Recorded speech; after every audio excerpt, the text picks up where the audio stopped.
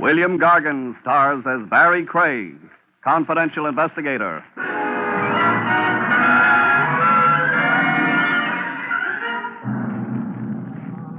There's a big house up the river that always has the welcome mat out, folks.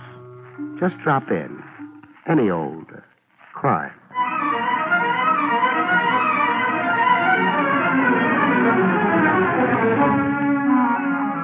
The National Broadcasting Company presents William Gargan in another transcribed drama of mystery and adventure with America's #1 detective, Barrie Craig, confidential investigator.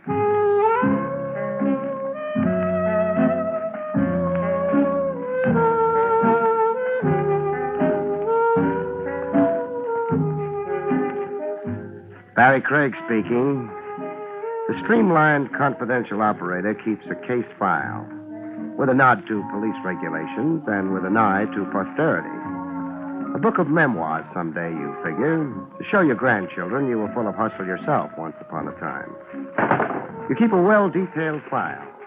Case number so-and-so, the nature of the crime, the principal actor, the outcome. And page 1 stating by who and just how were you pulled into the felony in the first place. Take the file in my hand right now, numbered 113. Who asked me into the case reads Father Neptune. Father Neptune, old man C. Case I worked gratis. The old man didn't even throw me a fish. I'd been at a sailing over to West Side Pier, seeing a friend off. I hung around the docks for a while, walking off the champagne and canopies, and wondering what there is about a lonesome river at night that makes the little man inside you cry. Well, about that time, Father Neptune decided to take my thoughts off me and transfer them to a mermaid and a drink. A drowning mermaid, the way it sounded. Where are you? Oh, December is a great month for a dip into the river if you're a polo bear, but in I went. Hey, grab a hold of me. Hey, I didn't say a stranglehold. Cooperate your rescue, lady, or I'll have to. Okay, much as I hate to.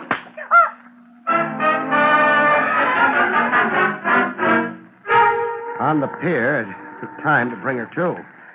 I worked her arms, pump handle style, and water sprayed from her like a fountain. She finally came around to join the battle of the sexes. You hit me. To break your stranglehold. It's in the book. What book? How to save hysterics from drowning themselves and the rescuer. Oh. You didn't have to hit me so hard. Oh, my jaw. Feel the welt.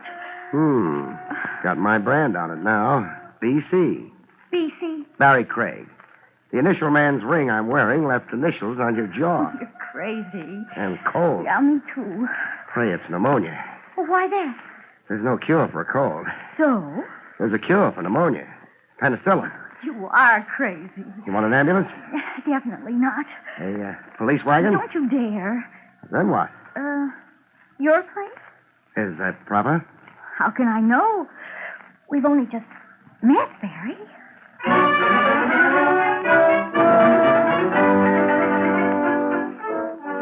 We got into dry things, and properly enough to rate a good conduct medal from the mayor. I got a hard, square look at my mermaid. Okay, a face and a figure that makes truck drivers water their whistles. Penny for your thoughts. I'm wondering. About? How many lies you're going to tell before you tell the truth. No more than I can help, I promise. Your name? Susan Lynn. What made you go for a swim? But I can't swim. That's what I mean. I fell into the river by accident. I was walking and my foot caught in a loose board on the pier and... Start all over again. I wasn't pushed in. No? No. Fact is, I jumped in. Why? I'm like that. Peculiar. I get fed up with things. Things like? Nothing special, just life, men, the way the world is. I just get an uncontrollably morbid impulse, and then I'm sorry. What if nobody happens along to save you for the next impulse? Goodbye, Susan Lane. She wasn't much. Oh, excuse me. Hello? Hello. Have I got the right party? Have you? Well, I mean, are you the Joe who pulled the blonde out of the drink? The name isn't Joe. I followed you to your joint, white guy. And my phone number? Your name's in the bell, Barrie Craig, and your number's in the book. I see. Are you interested in hearing what I got to tell you? I've heard nothing so far. Well, open your ears, stupid. Hey, don't believe anything the dame tells you. I don't. What'd she tell you so far? That dill pickles make her hiccup. Okay, be a dope. All right. She said she'd attempted suicide. Baloney. She was tossed into the drink, picked up off the ground, and thrown to the fish. You know that? I saw. Where do you fit into this? We won't go into that. Another thing. Paste this song title in your hat. Sugarloaf Mama. Sugarloaf Mama. It's number one in the jukebox, you stupid. Where do you spend your nights? Standing up in a closet to improve my posture. Well, the song's the key to the whole deal with a girl. Now make like a detective. Goodbye.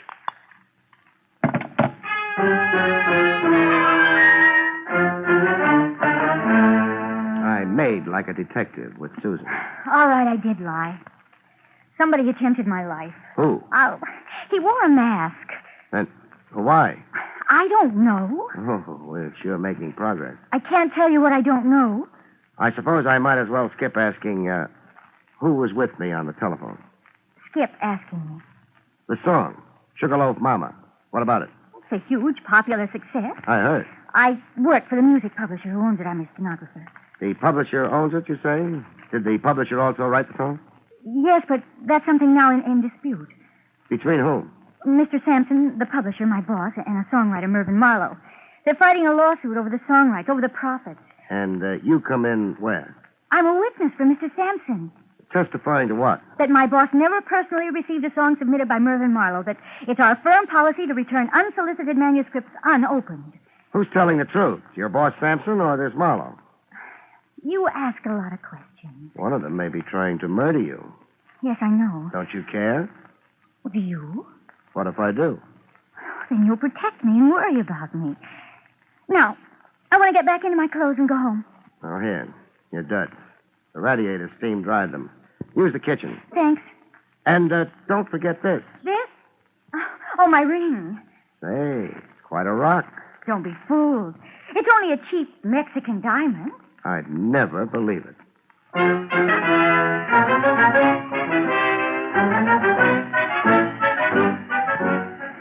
A lightning change of wardrobe, and we were on the street, arm in arm, like we'd been engaged since the high school prom. Call a cab, Barrie. Taxi! Hey, taxi! Want company going home? I was wondering when you'd ask me. Get in. Don't try it, cousin. Huh? You just say something? I said stay out of my cab. Now, wait a minute. Oh, You were going to make a quarrel out of it? that was before your gun. Barrie. The gun's pointing at me, Susan. Yeah, relax, lady. All you stand to lose is his company. What's my loss? Skin off the top of your head. Now, I want 10 minutes before you phone the cops. One favor, please. What? Do it to me over here, close to the left ear. What's a gag? You're not the first to take a liking to my head. Oh. The rest of your head's still sore, huh? And unhealed. If you're going to. Sure. Close to the left ear.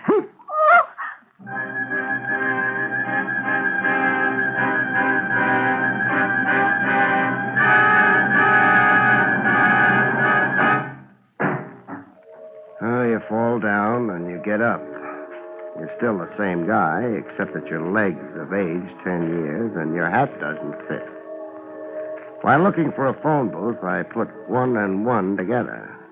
My anonymous caller and the kidnapping cab driver add up to one guy, the same guy.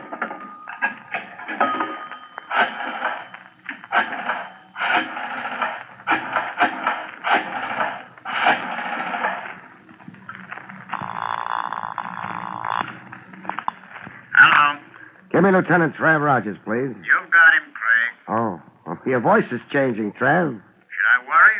Over losing a squeaky soprano? Is this an official call, or are you just passing the time? It's official. What about? Mayhem in December. I found a girl and lost her. Sad. I can refer you to a Lonely Hearts Club. A torpedo masquerading as a hacky put the snatch on her. More facts, please. Susan Lane, 5'2", blonde, blue eyes, Wrinkled dress that needs ironing. A wrinkled dress. Stop prying into my inner life. The hacky, so-called, was heavy set. Meat-faced with jowls like Pluto the dog. A brown and white taxi cab. Did you get the license number? No. I was about to when I fell down and hurt my head. You were assaulted? If there's a law against slugging confidential investigators. There isn't. We hand out decorations for it here at headquarters. What danger's the girl in? Catching a cold. Catching a cold? A permanent cold. Send out a general alarm, Trav. She's too beautiful to die. Who isn't? Now. No personality. Goodbye now.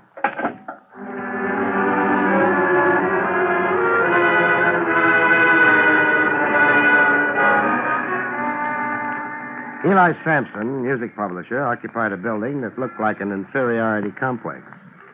Calcimine streaks for paint. Outside windows with the dust of ages on them. And a broken-down staircase that made you feel like a dinosaur walking on eggs. The staircase was going to loom big in my future, as I soon found out. The first warning I had was a shot. Correction, 2 shots, and then a yell from an upper landing. A yell of bloody murder, enough to freeze me in my tracks. I stood still automatically in the middle of the staircase, and that was my undoing. What sounded like a stampeding herd was coming smack at me. Stop him! Him was a wild-eyed maniac who looked like he jumped out of a straitjacket. Out of my way, you. I'd love to oblige, but narrow like the staircase is, it's a bottleneck. I said out of my way. I'll need time to shift to reverse. Let me do it for you.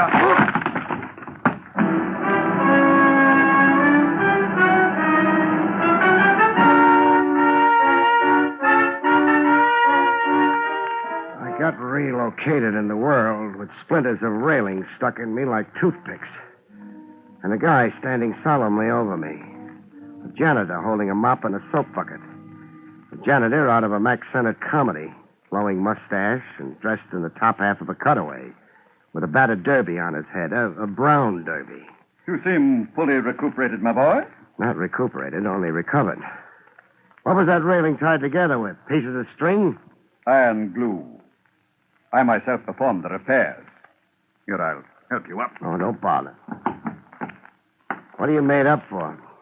You refer to my elegance? To the mop and the bucket. A temporary condition, my boy. The mare is down, the mare is up. Up being? Stocks and bonds. Oh. I fluctuate as it fluctuates. You're staring at me? Yeah, trying to place you. I've seen that odd kisser of yours before. Along the stock exchange, perhaps? No. Who did all that shouting on the upper landing? It was me, summoning help. Who got shot? One Eli Sampson. The miscreant fugitive who butted you so unceremoniously. You'll get nuts in your tongue, Lemaire. Mind if I leave you for Sampson? Not at all. I'm in no mood to be interviewed today. The market is down.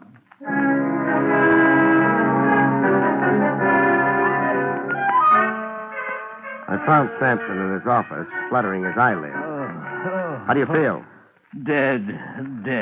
That makes you a talking corpse. You got a career in vaudeville ahead. Oh, that maniac Mervyn Marlowe murdered me. Yeah. Burned your left wrist a little. Only a flesh wound. Not much damage for 2 point-blank pistol shots. Oh, I'll lose the arm. I'm sorry to disagree. Well, then it's a miracle. Yeah. Music publishers never die. They just fade away. Oh, here's the gun used on you. It was thrown down. Yes, that's the gun the maniac terrorized me with. Give it to me. It's evidence for the district attorney. I'll keep the gun a while. But... I'm a licensed detective. This Mervyn Marlowe is a songwriter battling you in the courts? A songwriter? A song thief? He didn't write Sugarloaf Mama? Lies. His claims are lies. Mervyn Marlowe can't even write his own name. He can't shoot straight. That makes him kind of useless all around. Sampson. Yes. A girl, Susan Lane. Susan Lane, my stenographer? Your late stenographer, maybe. She's been kidnapped. Kidnapped? By whom? Tough. Hired by Mervyn Marlowe. What motive would Marlowe have? To shut her up. To stop her from testifying to the truth when we go to court. The truth being? That nobody here read his song manuscript or even opened the envelope. How big is Marlowe's temptation to murder? Come on, Sampson. Don't shy at boasting. Sugarloaf Mama is a gold mine. Sales in sheet music alone run over $100,000. Motive aplenty to keep Blondie from testifying at all costs. He'll kill Susan. You'll find her dead. Where do I find Mervyn Marlowe? In a garret in East Harlem, 3601 First Avenue. A crazy bohemian in a cold water garret with a piano. 3601 First Avenue. Call yourself an ambulance. Let that wound infect, and you'll be the one-armed wonder of the music publishing business.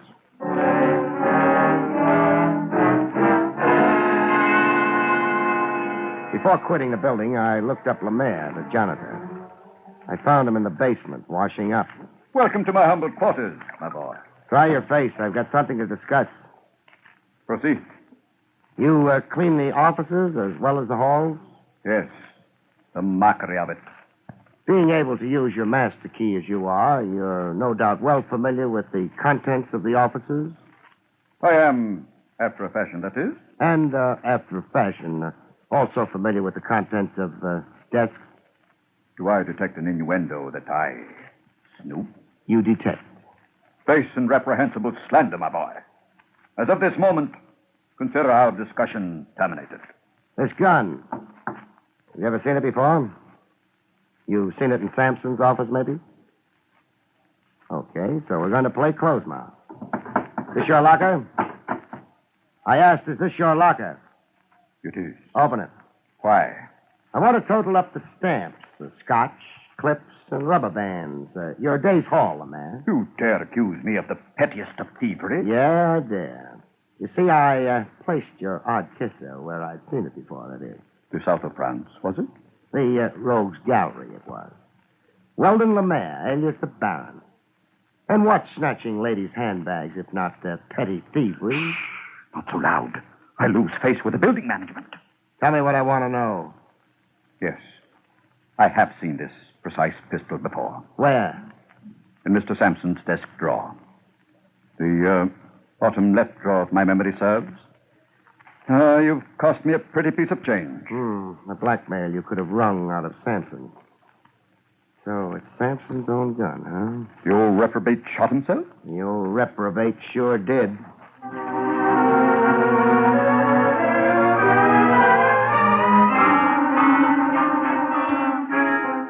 Visiting the rundown garret the songwriter Mervyn Marlowe lived in, I got a smell of trouble even before I asked in.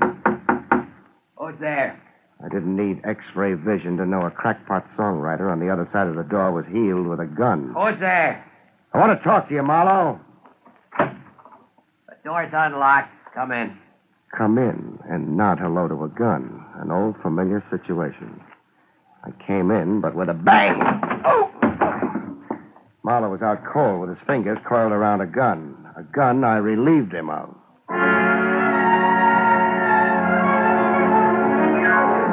He came to, cursing himself. Stand away from the door the next time you invite a fly into the web, sucker. Oh, you dirty You won't make out. When you find it monotonous, tell me. Sampson used his own gun on himself. You know that? I don't go for a gag as obvious as Sampson's frame. Now get up, behave, and fill in the facts.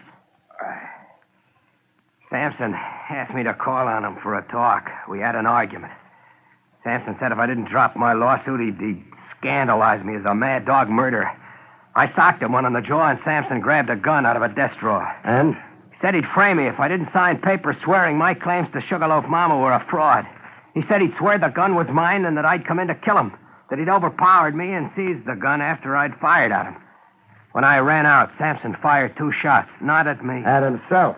He gave himself a flesh wound. That's Sampson all over. Anything for a buck. $100,000. Money belonging to me. He stole my song. You'll have your day in court. Yeah, with Sampson's lying stenographer perjuring himself with a boss. Now that we're down to her, where is she? Where is she?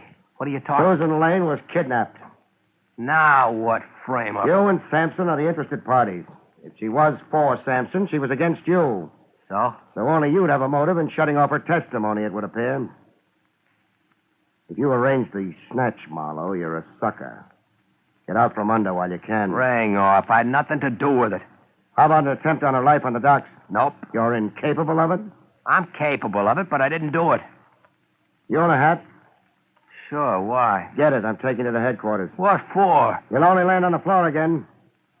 To protect you against yourself. That wild gleam in your eye belongs under temporary lock and key. I spent years writing a song, picking my brains, days, nights, starving in this filthy, infested hole, so that swindler Sampson... That's just what I mean. The Fahrenheit you're cooking at, you've got to explode. If you're really innocent of anything so far, I want to keep you that way. Walk in front of me.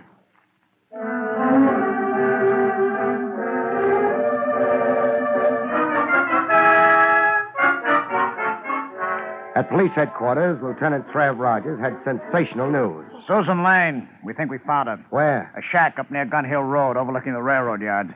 But how? Let's go get her, shall we? I'll tell you how another time.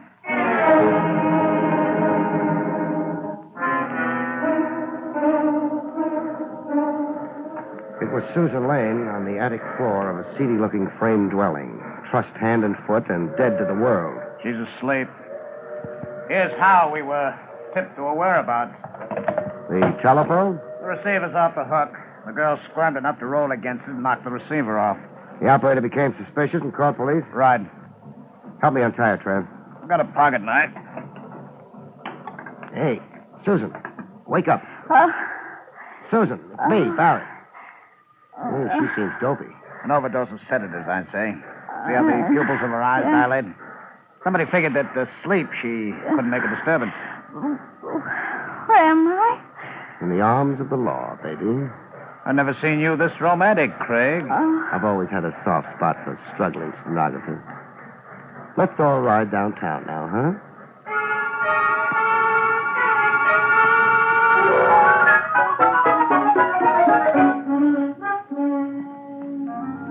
Riding downtown on the West Side Highway with Trav Rogers thumbing his nose at speed laws, Susan came around to 100% of herself. To lean against me contentedly, purring like a kitten. I feel so good. You're making Trav's bachelorhood an awful load to bear. Hand holding will only get your palms sweating, Don Juan. Suppose we talk about the case, Craig. You talk. Sampson and Marlowe. One of them hired the kidnapper. What could Sampson's motive be? The same motive he had in shooting himself. Frame and discredit Marlowe in advance of their trial over that song. Possibility. But you don't buy it? Not right away. Oh, take that exit and pull up to Pier 41. What for? It's the pier where the case began. Began for me. Some clue you missed there? Reconstruct the crime. Isn't that standard approved routine? All right, Brain. Pier 41.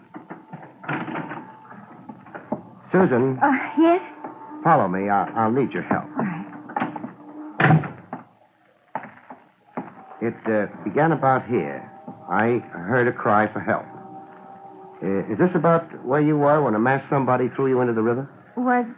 Yes, I think so. Good. Now, let's reenact it. Stand facing the river. Yes. I'm the masked mister. I steal up behind you, grab a hold. Don't be ticklish. I hoist you into the air, so... Oh, no. Craig, do you have to be that realistic? Oh, I have to be. How else can I heave a cute little bundle like Susan into the drink? Craig, you maniac, she can't swim. Oh, can't she? But you saved her life in the first place. Yeah, that's what she wanted me to think. That was the hook, and I swallowed it. She can't swim, huh? Look at that Australian crawl. She swims like a fish. Yeah, good old will to self-preservation. I was counting on that to convict her.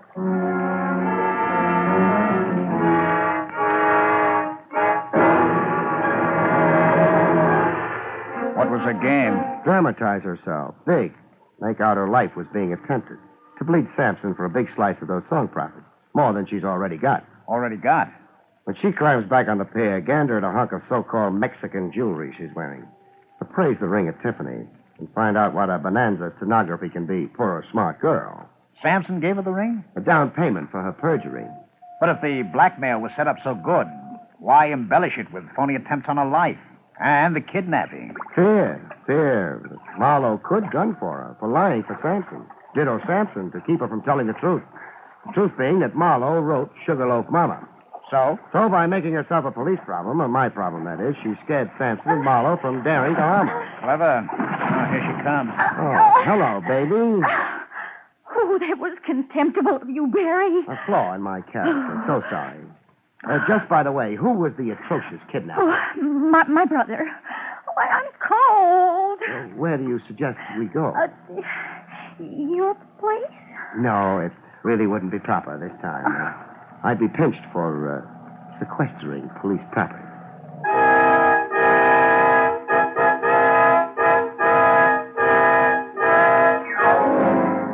Case solved. Only Trav Rogers didn't let me just walk away from it. At his insistence, I had it dragged down to headquarters to hunt and peck away at a typewriter. How's your detailed police report coming along, Barrie? I'll be a month at it the way I type. Sad. Why are we so suddenly so clerical? Regulations. Section 6, paragraph 4, governing confidential operatives, states... Spare me.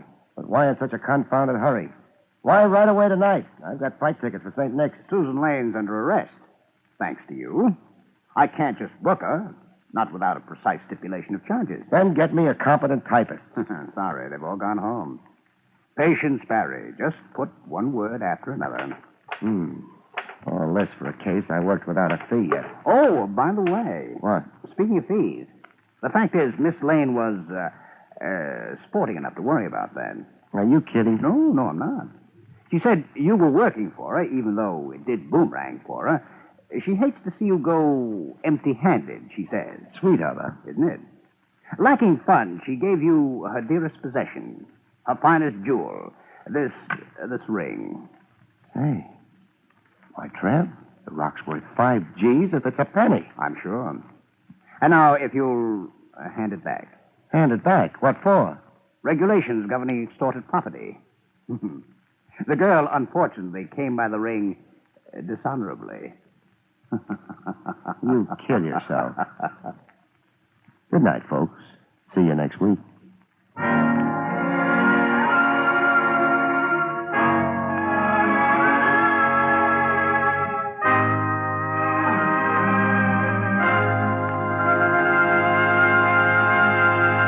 You have been listening to William Gargan in another exciting transcribed mystery drama from the adventures of Barrie Craig, confidential investigator. Tonight's story, Song of Death, was written by John Robert.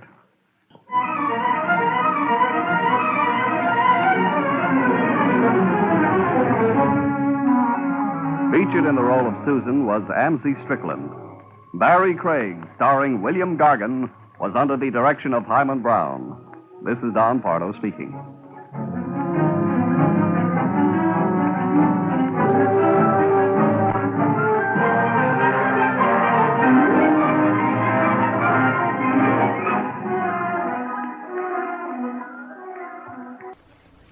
Three chimes mean good times on NBC.